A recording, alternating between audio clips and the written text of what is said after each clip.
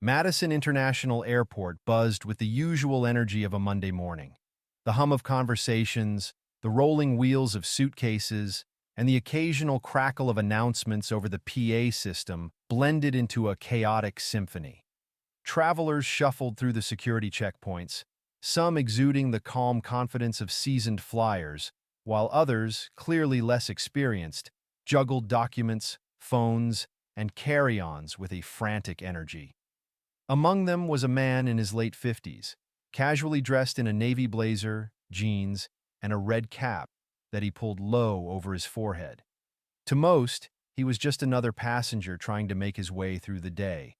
But this was no ordinary traveler. This was James Ellison, the newly appointed administrator of the Federal Aviation Administration, FAA, and he was on a mission. James had chosen to fly commercial that day, foregoing the private charters he occasionally used. He wanted to experience firsthand the state of air travel for everyday Americans. His destination was Washington, D.C., where he was scheduled to meet with key officials to discuss pressing issues in aviation safety and operational efficiency. As he navigated the terminal, his mind was already preoccupied with the agenda for the meeting. However, his journey was about to take an unexpected turn. At Gate 42, the scene was one of mounting tension. The flight to Washington had been overbooked, and the gate area was crowded with anxious passengers vying for a chance to board. The gate manager, Olivia Carrington, stood at her post, her sharp eyes scanning the crowd for any signs of disorder. Olivia was known among her colleagues as a stickler for rules.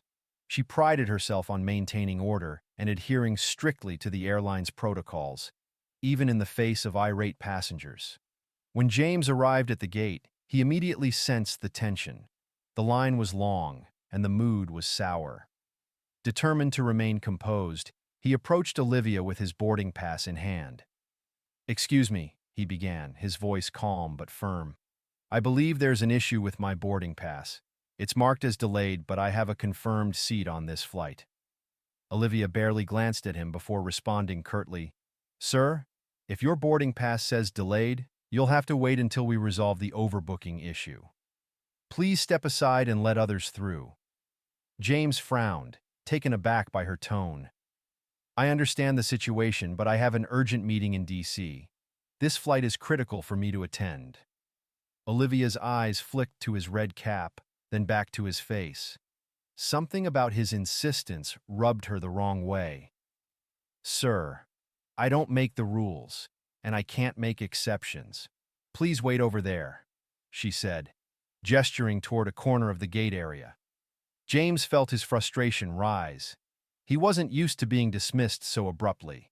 He tried again, this time with more authority. "I'm not asking for an exception. I'm asking for you to check the system. I have a confirmed reservation." Olivia sighed, her patience wearing thin. The line of passengers waiting to board was growing, and she had no time for prolonged debates. "Sir, I need to board these passengers. If you have an issue, please take it up with customer service." Around them, a few passengers began to notice the exchange. Whispers spread, and some even started recording on their phones. James, feeling the pressure of the eyes on him, took a deep breath and stepped back. He wasn't about to cause a scene, but he also wasn't ready to let the matter go. As James moved aside, he called his assistant Samantha, who was waiting for him in D.C. "Sam, I'm having an issue here," he said tersely. "They're claiming my boarding pass is delayed, and the gate manager isn't budging. Can you get in touch with the airline's headquarters and sort this out?" Samantha, always efficient, promised to handle it immediately. Meanwhile, James stood off to the side, watching as passengers continued to board. His red cap, which had seemed like a practical choice that morning, now felt like a target. He could see Olivia glancing his way occasionally, her expression unreadable. Back at the gate, Olivia was feeling the strain.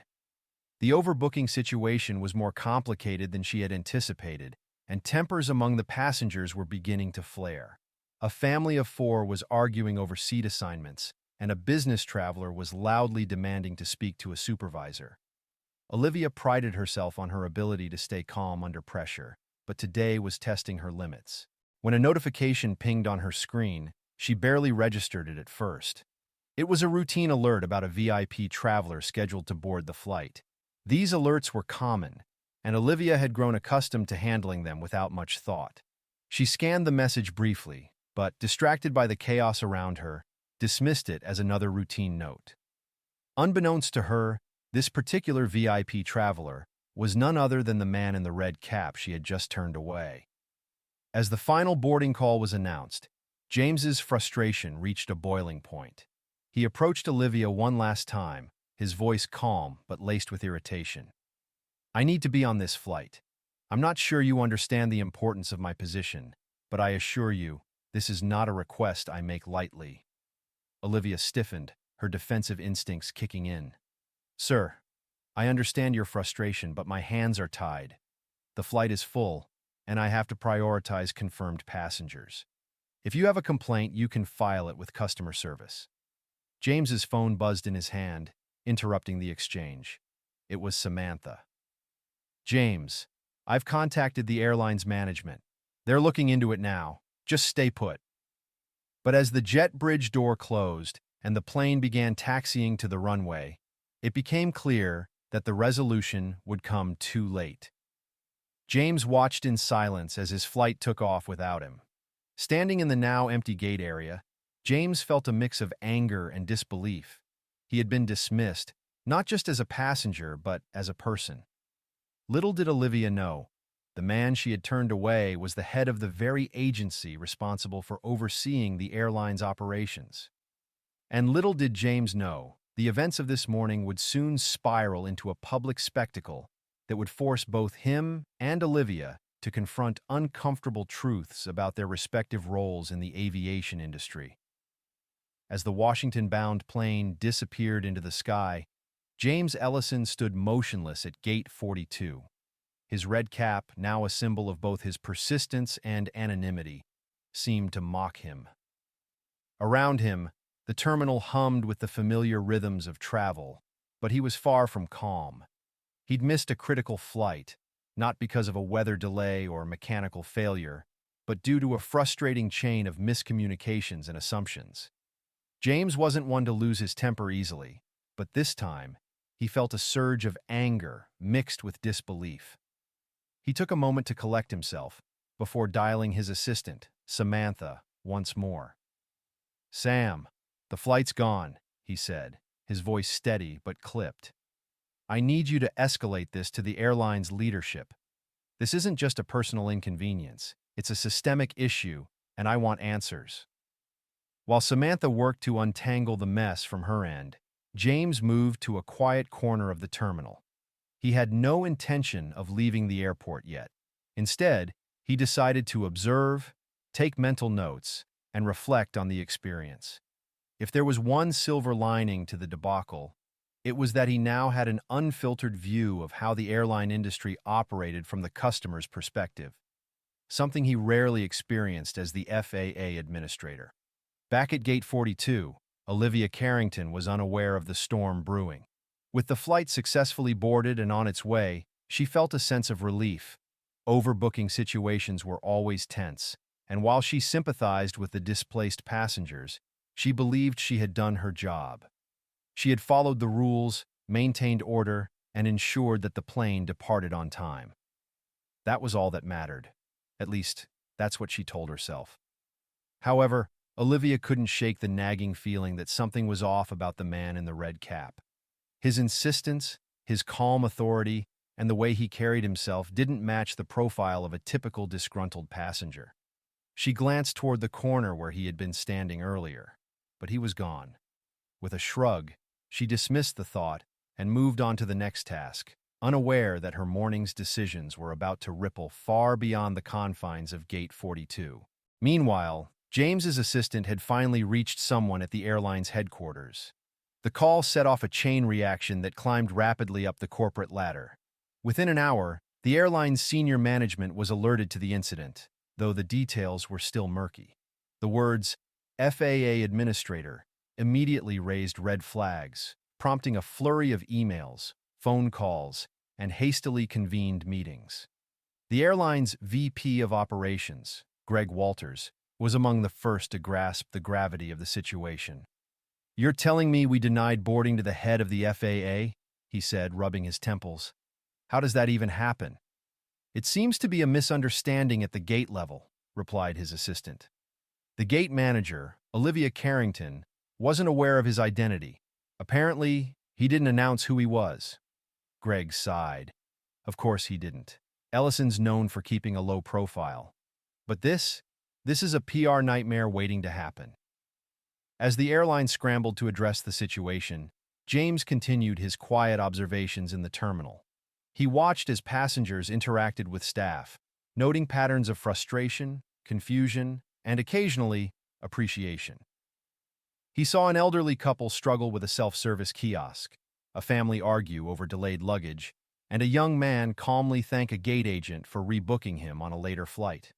It was a snapshot of the challenges facing the industry, an industry he was charged with regulating and improving. At the same time, social media began to pick up on the story. A few passengers from the Washington flight had posted videos of the interaction between James and Olivia. While none of them recognized James as the FAA administrator, the posts framed the incident as another example of airline inefficiency and rigid policies. "Man in red cap denied boarding despite having a ticket. What's the point of booking in advance?" one post read. Another said, "Gate agents need empathy training ASAP. Overbooked flights shouldn't punish paying customers." The posts gained traction, attracting both sympathy for James and criticism of the airline. As more people shared their own travel horror stories in the comments, the hashtag #RedCapPassenger began trending. What had started as a local incident was quickly becoming a national conversation. Oblivious to the online uproar, Olivia continued her shift. It wasn't until her supervisor approached her during a brief lull that she realized something was amiss. "Olivia, I need to see you in my office," the supervisor said, his tone serious. She followed him to the back office, her heart sinking as he explained the situation.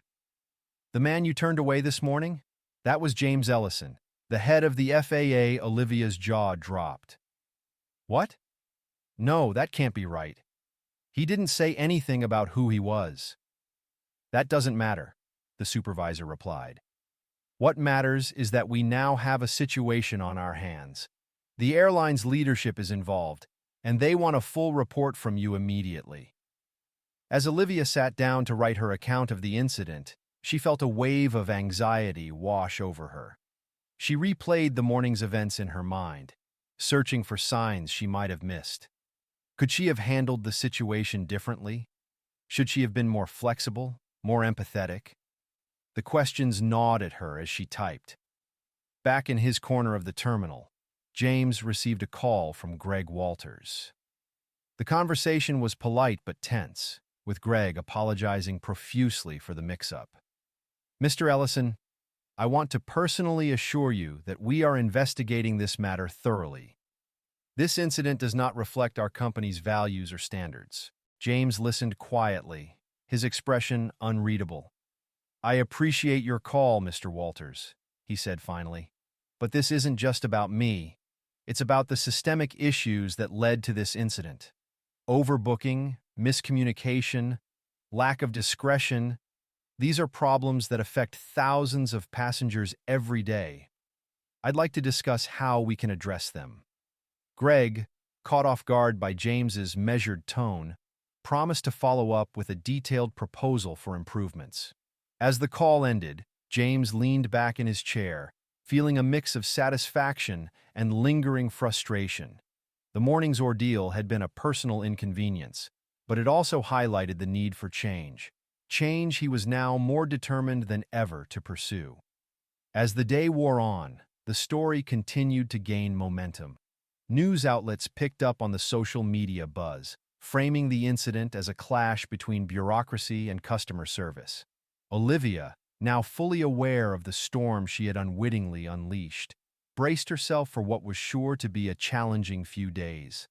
And yet, amidst the chaos, both James and Olivia found themselves on the cusp of an unexpected journey. one that would challenge their perspectives, test their resilience, and ultimately reshape their understanding of the aviation industry they were both a part of. As James Ellison sat in the corner of the terminal, he couldn't help but reflect on the morning's events. His red cap, once a practical choice to shield his face from the airport's harsh fluorescent lights, now felt like an emblem of anonymity and misunderstanding. The man who regulated the aviation industry had just been caught in the very system he was tasked with improving, and the irony wasn't lost on him. Across the terminal, Olivia Carrington stared blankly at her computer screen. The weight of her supervisor's words pressed heavily on her. James Ellison, the head of the FAA. Her stomach churned as she thought back to the man in the red cap. He hadn't been rude, only persistent, and yet she had dismissed him as just another disgruntled passenger. The realization hit her like a tidal wave. She hadn't even taken the time to listen. The airline's corporate office was in full crisis mode. Within hours, the story had reached social media, and while James's identity as the FAA administrator wasn't yet public knowledge, the narrative of a man in a red cap being denied boarding had sparked a wave of commentary. Passengers shared their own frustrations with airline policies, and hashtags like red cap incident and let him board trended. The situation was quickly spiraling out of control. Greg Walters, the airline's vice president of operations, had convened a virtual meeting with his crisis management team. "We need to get ahead of this," Greg said, his tone urgent but calm. "James Ellison is not just a passenger, he's the FAA administrator. If this blows up further, it could have regulatory repercussions for us." One of the team members chimed in. "We should issue an apology immediately and make it clear this was a misunderstanding." Greg shook his head. "Not yet. We need to get all the facts first. We don't even know if Ellison wants this to go public. Let's tread carefully." Meanwhile, James decided to use the unexpected downtime to gather his thoughts. He began jotting down notes in his small leather-bound notebook. His observations were pointed and pragmatic. Overbooking policies continue to create avoidable tensions. Gate agents lack the authority to make discretionary decisions in high-pressure situations. Frontline staff need better training in conflict resolution and communication. Passengers are left feeling powerless and unheard, damaging trust in the system. For James, the incident wasn't just a personal inconvenience. It was a case study in systemic inefficiencies. As frustrating as the morning had been, he saw an opportunity to address these issues head-on, not just for himself, but for millions of travelers. While James reflected, Olivia was called into a meeting with her supervisor and a representative from corporate. She entered the small office nervously, clutching her report on the incident. The representative, a polished man in a tailored suit, introduced himself as Alan Pierce. He spoke in measured tones, but his words carried weight. "Olivia, we've reviewed your account of the events at Gate 42, Alan began. "It's clear you followed protocol, but this situation goes beyond standard procedures.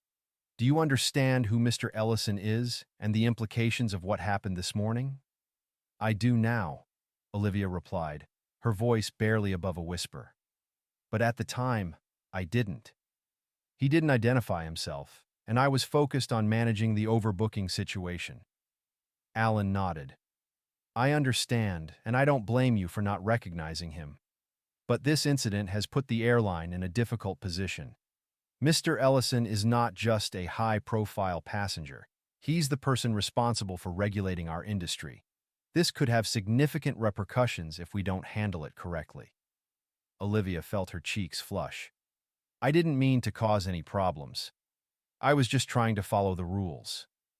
"That's the issue," Alan said gently.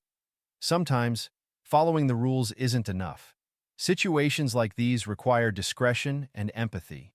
We need to think about how we can empower our staff to make better decisions in real time." As the meeting concluded, Olivia was left with a mixture of guilt and frustration. She had always prided herself on her professionalism, But now she was questioning whether her rigid adherence to protocol had blinded her to the human side of her job. Back in the terminal, James received a call from Greg Walters. The conversation was direct, but professional. "Mr. Ellison, I want to extend my sincerest apologies for what happened this morning," Greg began. "I understand how frustrating this must have been for you." James listened silently, allowing Greg to continue. "We're conducting an internal review to understand exactly what went wrong, and I'd like to personally assure you that we're taking this very seriously. If there's anything we can do to make this right, please let me know." James paused before responding. "Greg, I appreciate your apology, but this isn't just about me. What happened today is indicative of broader issues within the industry. Overbooking, lack of flexibility, inadequate training, these are systemic problems that need to be addressed." Greg nodded, though James couldn't see him. "You're absolutely right, Mr. Ellison, and I'd like to work with you to identify solutions. Perhaps we could arrange a meeting to discuss this further." "I'm open to that," James replied. "But for now, I need to focus on the meeting I'm already late for. Let's circle back once I'm back in DC." After ending the call, James felt a flicker of satisfaction. He had turned a frustrating morning into a potential catalyst for change. But the road ahead was still uncertain, and he knew the incident would have ripple effects for both him and the airline. Meanwhile, the media began piecing together the story. Local news outlets picked up on the social media buzz, framing the incident as a clash between bureaucracy and customer service. While James's identity as the FAA administrator had not yet been publicly revealed, rumors began circulating. Reporters reached out to the airline for comment, but their responses were carefully crafted to avoid escalating the situation. Olivia, now back at her desk, couldn't escape the whispers and glances from her colleagues. She overheard snippets of conversations. "Did you hear about the guy in the red cap? I can't believe it was the FAA administrator." The realization that she was at the center of a growing controversy made her stomach churn. She resolved to stay professional and focus on her duties, but the weight of the morning's events lingered. As the day wore on, James finally secured a seat on another flight to Washington. This time, he was greeted with an almost excessive level of politeness from the airline staff. He couldn't help but smirk at the contrast. The irony wasn't lost on him. His red cap had gone from a source of tension to a silent symbol of recognition. While James boarded his new flight, Olivia finished her shift, feeling a strange mix of relief and dread. She had no idea what the coming days would bring, but she knew one thing for certain. Her actions at Gate 42 would not be forgotten anytime soon. James Ellison settled into his seat on the new flight to Washington, D.C., but his mind was far from at ease. The earlier incident at Gate 42 lingered, not just as a personal inconvenience, but as a troubling reflection of the systemic flaws within the aviation industry. He had spent decades advocating for improved efficiency, safety, and customer service. Yet here he was, an anonymous traveler caught in the gears of the very system he sought to improve. The flight attendant's polite greeting jolted him from his thoughts. "Welcome aboard, Mr. Ellison. Please let us know if there's anything we can do to make your flight more comfortable." The overly courteous tone, while appreciated, was a stark contrast to the dismissiveness he had experienced earlier. James offered a polite nod and returned to his notebook, determined to turn the day's frustrations into actionable insights. Meanwhile, back at Madison International Airport, Olivia Carrington sat in a quiet break room, replaying the morning's events in her mind. Her supervisor's words echoed in her ears. Sometimes, following the rules isn't enough. Olivia had always prided herself on her ability to handle high-pressure situations, but now she was grappling with the idea that her adherence to protocol might have caused more harm than good. As the minutes ticked by, Olivia's phone buzzed with notifications. Messages from colleagues and friends began pouring in, many of them linking articles and social media posts about the man in the red cap. The The story had gained significant traction, with news outlets framing it as yet another example of poor customer service in the airline industry. Olivia's heart sank as she read through the comments, many of which were scathing. "He had a confirmed ticket. How does this keep happening?" One post read. "Gate agents are the worst. They follow rules but don't use common sense," said another. While the commenters didn't know Olivia by name, she felt their words cut deeply. For the first time, she began to question not just her actions, but the larger policies she had followed so rigidly. What good were rules if they alienated and frustrated the very customers they were meant to serve? At the airline's corporate headquarters, Greg Walters was still in crisis mode. The news had reached the executive team, and while James Ellison's identity hadn't been officially confirmed in the media, the implications of the incident were clear. Greg had just finished briefing the CEO, a no-nonsense woman named Eleanor Hart, who demanded immediate action. "Greg, this is bigger than a single passenger or a single flight," Eleanor said, pacing the room. "This is about our brand, our policies, and how we handle our customers. If this gets tied directly to the FAA administrator, we're looking at a full-scale PR nightmare and possibly regulatory scrutiny." "I understand, Eleanor," Greg replied. "We've already reached out to Mr. Ellison and offered a direct apology.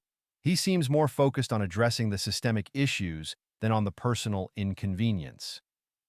"That's good," Eleanor said, pausing for a moment. "But we need more than an apology. I want a comprehensive plan to address overbooking practices, empower frontline staff to make better decisions, and improve overall customer service. And I want it yesterday." Greg nodded, scribbling notes furiously. "I'll assemble the team immediately." As the airline scrambled to respond, James's flight landed smoothly in Washington, D.C. Despite the delay, he arrived at his meeting with key aviation stakeholders prepared and composed. The morning's ordeal hadn't just fueled his frustration, it had also sharpened his focus on the issues he intended to address. During the meeting, James recounted his experience at Madison International Airport, careful not to single out the gate agent or the airline. Instead, he framed the incident as a microcosm of the broader challenges facing the industry. "What I experienced today isn't unique," he told the group. "It's a symptom of systemic inefficiencies that undermine trust and satisfaction. If we want to move forward as an industry, we need to address these issues head-on." His words resonated deeply with the attendees, many of whom nodded in agreement. The conversation quickly shifted to potential solutions, revisiting overbooking policies, enhancing training for frontline staff, and leveraging technology to improve communication and decision-making. By the end of the meeting, James felt a renewed sense of purpose. The day's frustrations had been channeled into meaningful dialogue, and he was optimistic that real change could follow. Back at Madison International, Olivia's day was far from over.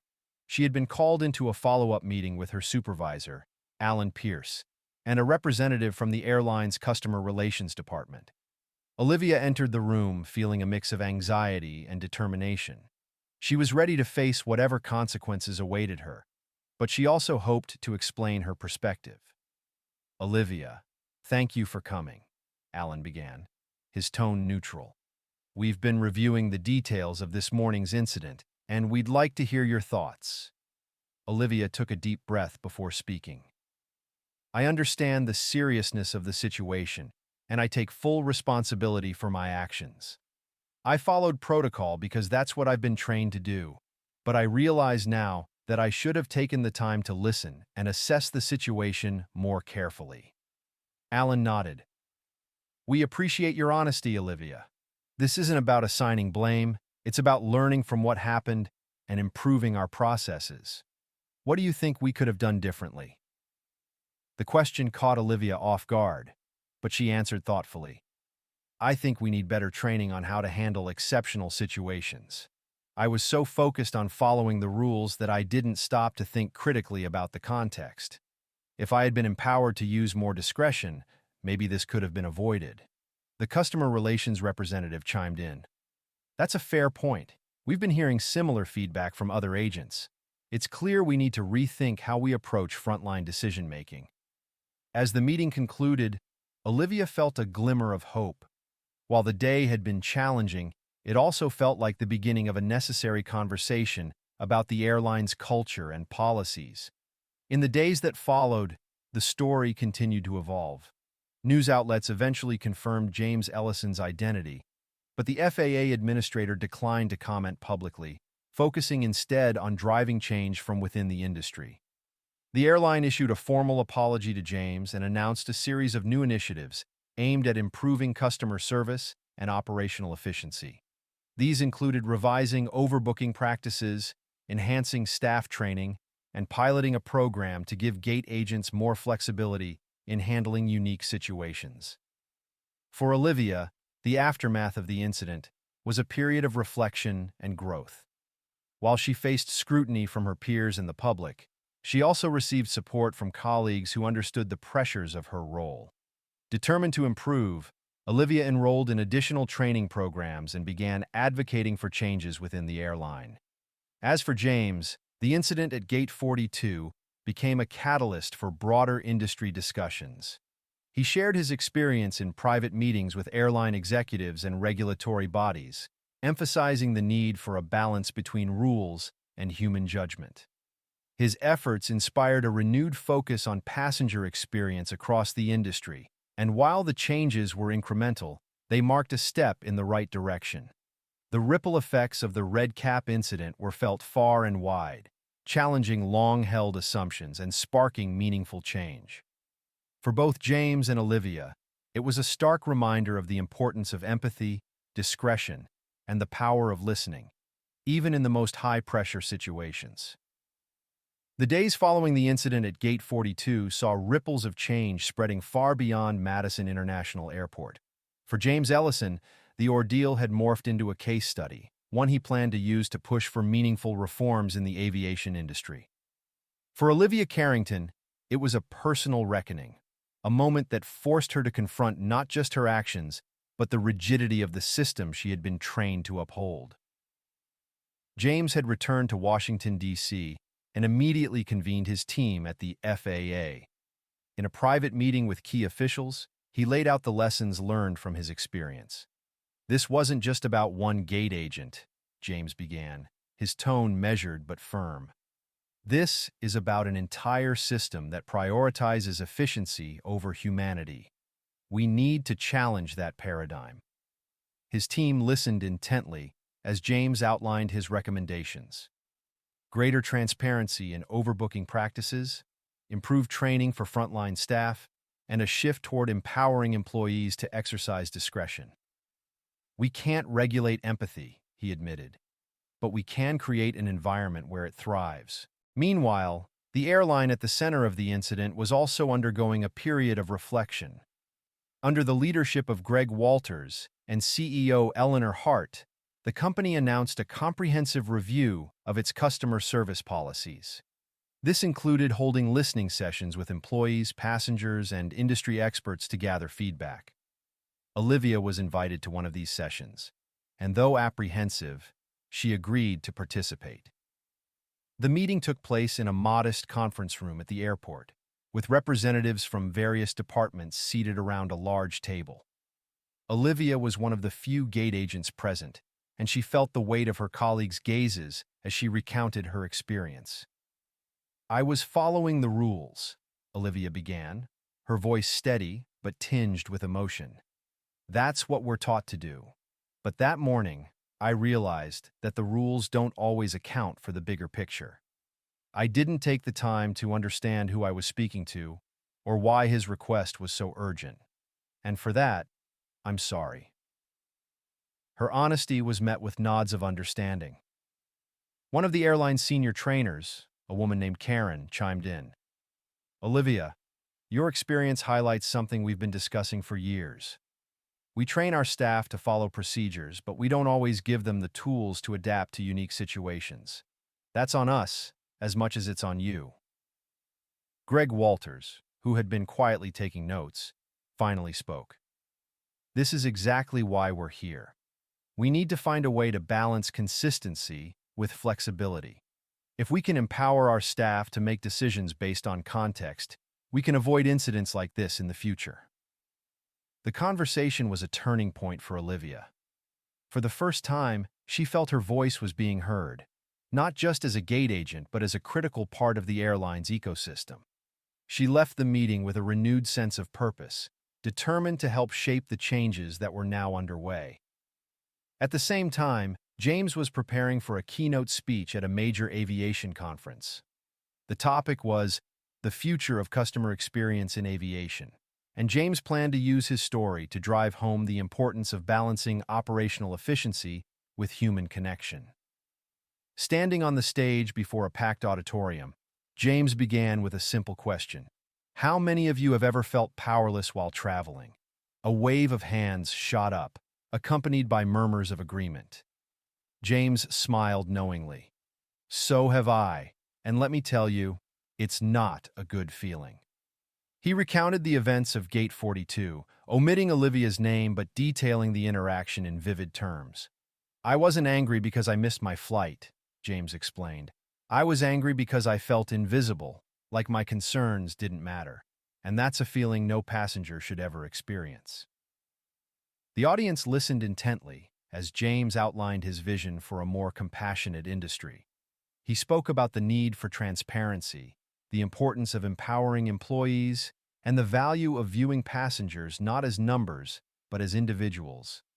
His words resonated deeply, sparking a standing ovation as he concluded. Following the speech, James was approached by several airline executives, all eager to discuss how they could implement his ideas. Among them was Eleanor Hart, the CEO of the airline involved in the incident. Mr. Ellison, she began, extending her hand, I want to thank you for turning a difficult experience into an opportunity for growth. We've already started making changes, and I'd love to get your feedback. James appreciated Eleanor's candor and agreed to meet with her team. Over the next few weeks, the FAA worked closely with the airline to develop new guidelines for handling overbooking and empowering staff. Olivia was invited to participate in the training sessions, sharing her story with colleagues as a way to illustrate the importance of empathy and critical thinking. The changes didn't happen overnight, but they marked the beginning of a cultural shift within the airline. Gate agents were given more autonomy to handle exceptional situations, and passengers were provided with clearer information about their rights and options. The airline also launched a customer feedback initiative, inviting travelers to share their experiences and suggestions for improvement. For Olivia, the journey was deeply personal. She went from feeling like the scapegoat of a viral incident to becoming a respected voice within the company. Her willingness to own her mistakes and advocate for change earned her the respect of her peers and supervisors. Over time, she even began mentoring new hires, emphasizing the importance of balancing rules with compassion. As for James, the incident became a touchstone in his career. It reminded him of the power of storytelling to drive change and reinforced his belief in the importance of listening to those on the front lines. He continued to push for reforms within the FAA and the aviation industry, using his platform to champion policies that prioritized the human experience. Months after the Gate 42 debacle, James and Olivia crossed paths once more, this time at a joint FAA airline summit on customer service. Olivia, now more confident in her role, approached James to thank him. I don't know if you remember me, she began, her cheeks flushing slightly, but I was the gate agent that morning. James smiled warmly. Of course I remember, and I want to thank you. You took a difficult situation and turned it into an opportunity to make things better, for all of us. Their handshake was a quiet acknowledgement of the journey they had both undergone. For James, it was a testament to the resilience of the human spirit.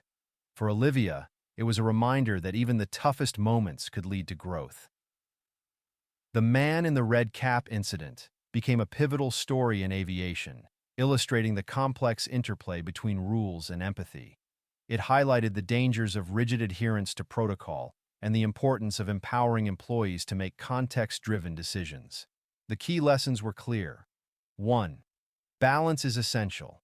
Operational efficiency must be paired with compassion to create a positive passenger experience. 2.